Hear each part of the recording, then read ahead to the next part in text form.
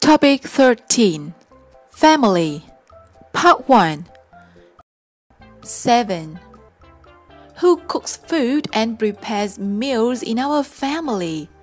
Yes, it's Mommy. Who mainly does the cooking? Who cooks food and prepares meals in our family? Yes, it's Mommy. Who mainly does the cooking? 8.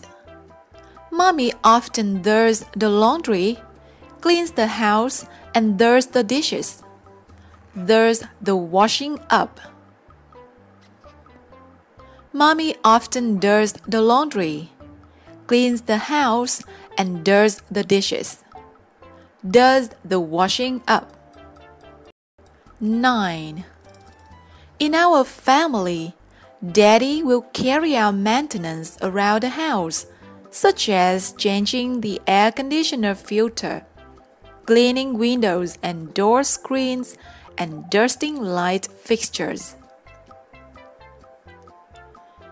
In our family, Daddy will carry out maintenance around the house, such as changing the air conditioner filter, cleaning windows and door screens, and dusting light fixtures. 10. Who bathes you and helps you do your personal hygiene every day? Who bathes you and helps you do your personal hygiene every day?